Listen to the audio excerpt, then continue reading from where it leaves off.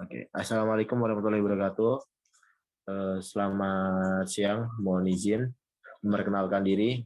Nama Reza Putra Santo, NIT 0820017107 dan rekan saya Salman Alfa Rizky dan NIT 0820018107. Berikut ini saya akan mempresentasikan di mana instrumensi deck dari kelompok 9. Apa itu instrumensi? Instrumensi adalah alat-alat yang peranti device yang dipakai untuk pengukuran dan pengendalian dalam suatu sistem yang lebih besar dan lebih kompleks. Instrumentasi bisa berarti alat untuk menghasilkan efek suara, tetapi secara umum mempunyai beberapa fungsi terutama, yaitu sebagai alat pengukur, sebagai alat analisis, sebagai alat kendali. Apa yang dimaksud dengan dek kapal? Dek adalah horizontal platform yang menutup keseluruhan badan kapal yang mempunyai kekuatan untuk menahan beban dan juga merupakan penutup paling atas dan kedap air. Slide kedua, Man. Bagaimana dek terdapat lubang pintu seperti heaters, engineers, gas pump, room entrance, manhole, dan lain-lain, maka plat yang dipasang melintang lubang untuk tersebut di atas harus lebih tebal untuk menjamin kekuatan. Untuk mempermudah sistem di dek, maka bentuk dek dibuat melengkung ke samping, di mana bagian lebih rendah daripada bagian tengah atau camber. Pada bagian tepi dek kanan dan kiri dipasang dek struktur yang digunakan untuk saluran pembuangan air ke laut. Di bagian bawah platform dek terpasang gading-gading sistem sebagai tempat meletakkan dek platform dan juga penguat. Pada gambar di bawah terlihat gambar water deck. Ini kanan dan kiri. Next. Heaters cargo hold.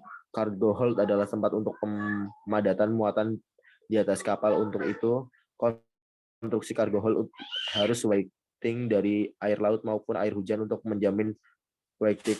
Maka setiap cargo hold dilengkapi dengan wedge cover dan peralatan lacing yang terdapat pada atas hatch coaming. Tertinggi rendahnya hatch coaming ditentukan dengan loading rules. Fungsi hatch coaming adalah untuk melindungi muatan dan pengaruh ombak air laut yang menerpa di cargo hold. Untuk membuka dan menutup hatch cover dapat digunakan tenaga hidrolik, elektronik, atau wire yang dihubungkan dengan winch. Untuk kapal bulk umumnya menggunakan sistem slide holding atau hatch cover. Untuk kapal general cargo menggunakan sistem lift off covers. Pada gambar di bawah terlihat gambar cargo hold beserta nama-nama bagian dan berbagai tipikal kapalnya. Tipe kapal. Di sini ada yang namanya panel class. Di situ sudah ada keterangannya di gambar 1 dan di gambar 2 juga sudah ada keterangannya. Nah, di gambar 3 ini yang dinamakan water's decks atau hatch coaming, cargo hold, hatch cover pada bulk carrier ship. Next. Pada gambar di bawah ini menjelaskan konstruksi glitters yang merupakan kelengkapan lacing hatch cover yang harus dipasang sebelum kapal berlayar dan harus dibuka saat akan membuka hatch cover. Di bawah adalah gambarnya. Mooring equipment and assessment. Mooring equipment digunakan pada saat kapal sandar, lepas sandar, atau shipping, serta shipping to ship. Mooring yaitu up deck. Untuk kapal ukuran besar, kadang-kadang pada bagian main decknya juga ditempatkan mooring equipment terdiri dari windlass, wakeboard, dan berbagai macam freelance. Freelance digunakan untuk mengencangkan heave up untuk mengarea selalu daripada tali-tali terambat kapal. Sedangkan ferret digunakan untuk mengatur arah dan mengurangi gesekan tali-tali tambang. Di bawah ini dijelaskan berbagai macam ferret dan boiler serta susunan mooring assessment pada bagian forecastle.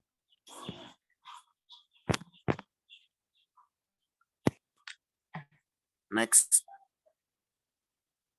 Nah, Ini contoh-contoh gambar. Ada open shock, ada close shock, ada beach, ada clear, ada paid ice, ada roller shock.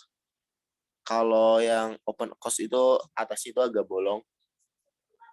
Dan kalau yang close shock itu nggak ada bolongan sama sekali, cuma ada lubang di tengah. Next.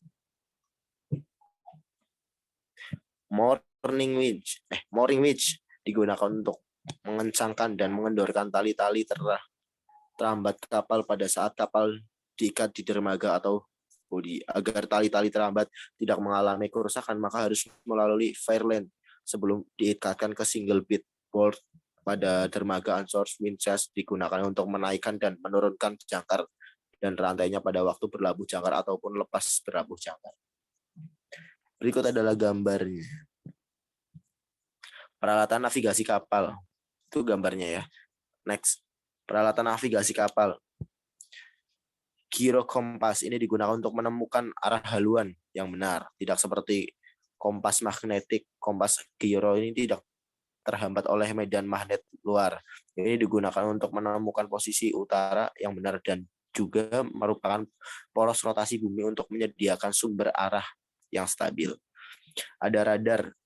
Radar laut bergantung pada S-band dan sistem radar frekuensi X-band ya untuk navigasi dari darat, untuk mengambang atau pulau batu es dan lain-lain. Kapal lain atau rintangan untuk menghindari tabrakan ini adalah arena berputar untuk sekitar arena kapal. Kompas magnetik bekerja dengan medan magnet bumi yang merupakan suatu alat penting petunjuk arah. Ini digunakan untuk mendapatkan haluan yang direncanakan oleh suatu voyage.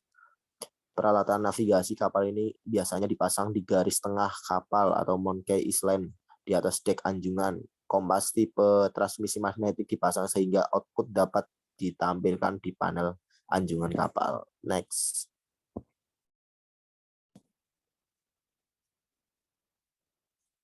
Autopilot tata letak anjungan kapal dipenuhi dengan peralatan alat yang digunakan untuk navigasi. Autopilot dianggap sebagai salah satu peralatan navigasi yang di anjungan paling efektif karena membantu perwira dek dalam mengendalikan kapal untuk menjaga kemudi tetap dalam autopilot yang memungkinkan mereka berkonsentrasi pada aspek operasi yang luas. ARPA, alat bantu radar operasi otomatis menampilkan posisi kapal dan kapal lain sekitarnya. Radar ini menampilkan posisi kapal sekitarnya, memilih jalur untuk kapal dengan menghindari secara otomatis memperoleh jumlah target. Dan dalam hal ini kapal perahu, kapal yang diam, atau kapal yang menghadirkan target sebagai faktor pada layar tampilan terus-menerus memperbarui parameter dengan setiap putaran dengan menghitung titik-titik pendekatan terdekat mereka untuk kapal sendiri dan juga waktu sebelum ini akan terjadi. Automatic Tracking Aim. Sama seperti ARPA, Automatic Tracking Aim ini menampilkan informasi tentang target yang dilacak dalam bentuk grafik dan dynamic untuk menghasilkan tata letak dan terencana untuk haluan yang lebih aman dan terhindar dari tabrakan. Next. Nomor 7, Speed dan Dynamic Log Division. Peralatan navigasi ini digunakan untuk mengukur kecepatan dan jarak yang ditempuh oleh kapal dari set point dengan menghitung yang sama. ETA, kapal disesuaikan atau diberikan kepada agen atau otoritas pelabuhan. 8. Echo Sounder. Ada banyak alat navigasi kapal modern hadir di kapal, dan Echo Sounder adalah salah satu instrumen yang telah digunakan sejak hampir 100 tahun. Ini digunakan untuk mengukur kedalaman air laut di bawah bagian bawah kapal menggunakan gelombang suara yang bekerja berdasarkan prinsip transmitasi gelombang suara dan pulsa audio yang akan memantul dari lapisan pemantul kembali sebagai gema ke sumbernya. Nomor 9, Electronic Chart Display Information System adalah pengembangan dalam sistem peta navigasi yang digunakan di kapal angkatan laut dan kapal niaga. Dengan menggunakan peralatan navigasi elektronik menjadi lebih mudah bagi perwira kapal untuk menentukan lokasi dan mendapatkan penunjuk arah lebih mudah dari sebelumnya.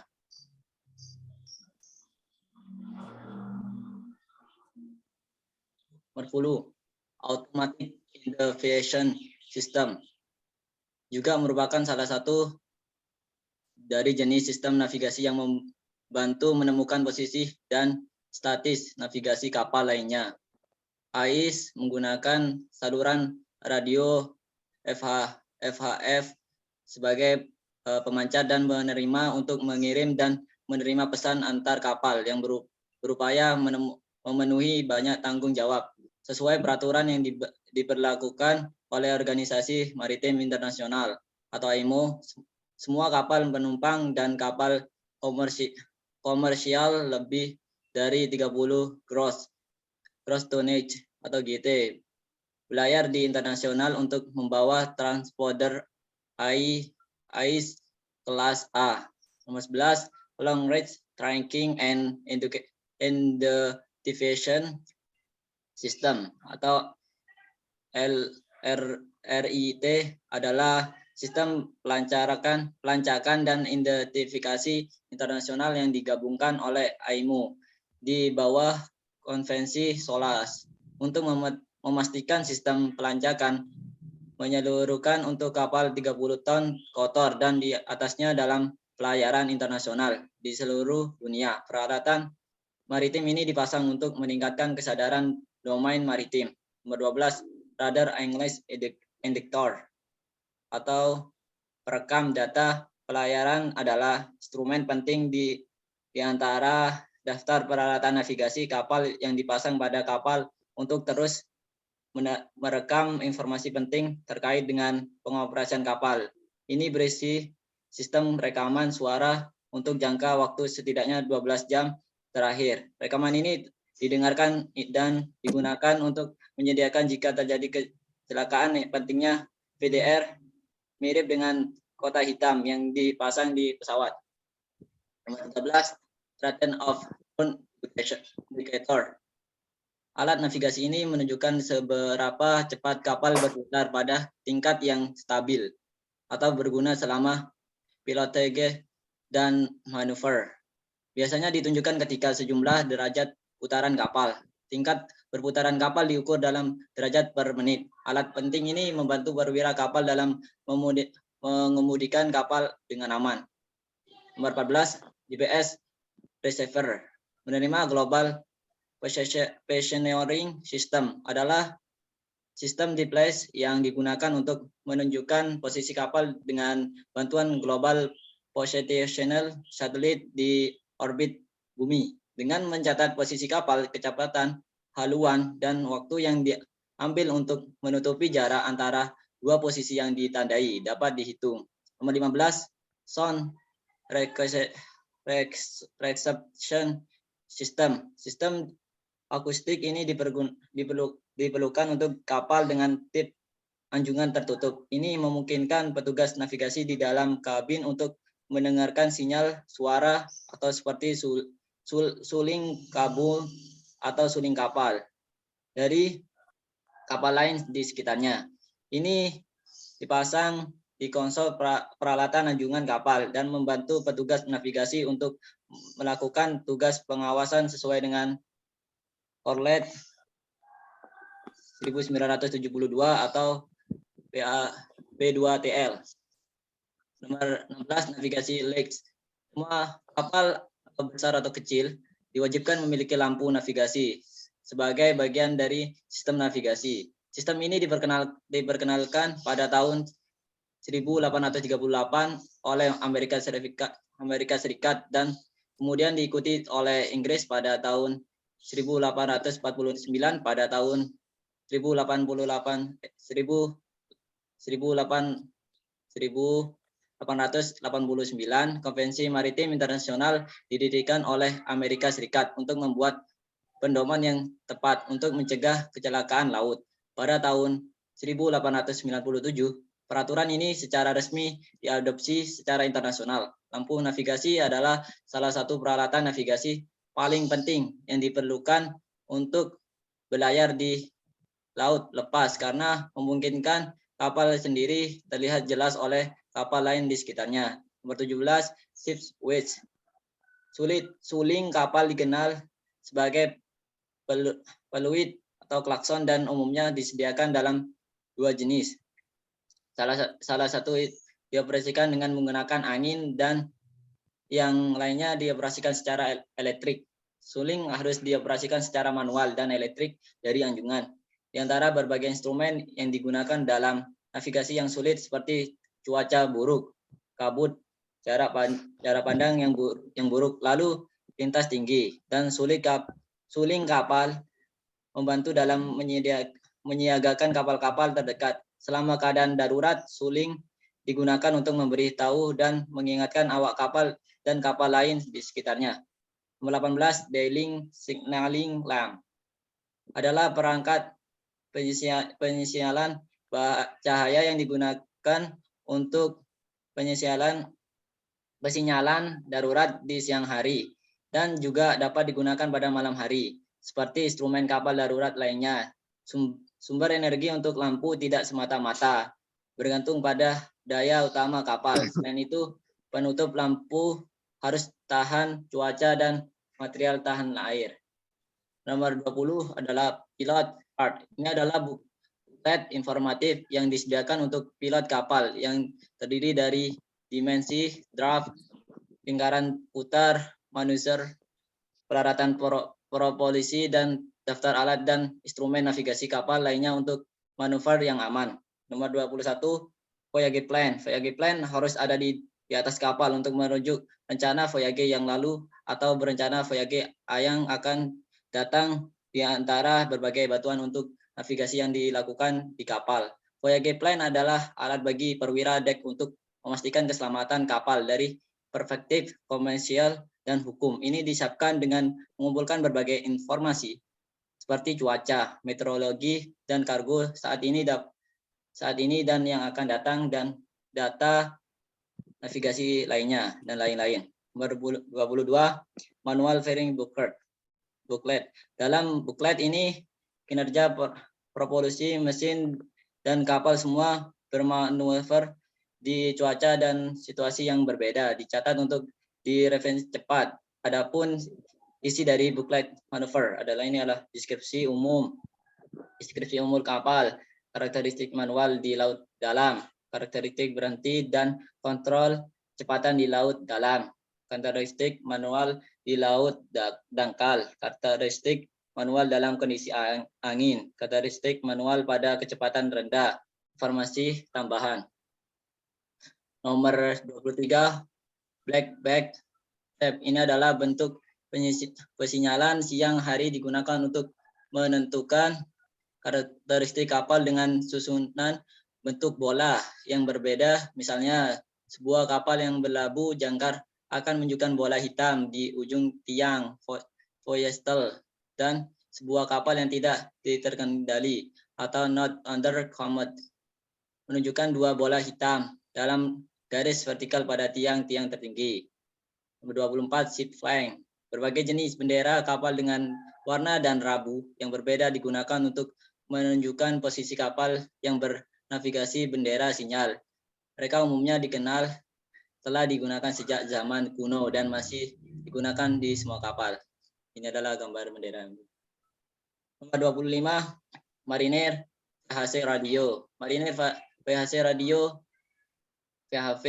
radio wajib terpasang di anjungan sebagai alat bantu komunikasi dan navigasi dengan komunikasi dua arah yang menggunakan gelombang radio sebagai media penghantarnya. Radio VHF tidak hanya digunakan dalam industri pelayaran, namun juga dapat digunakan untuk bidang publikasi survei, repertil militer, dan konservasi, bahkan penegakan hukum serta segala hal yang memerlukan komunikasi tanpa tatap muka. Nomor 26, teropong atau binokular.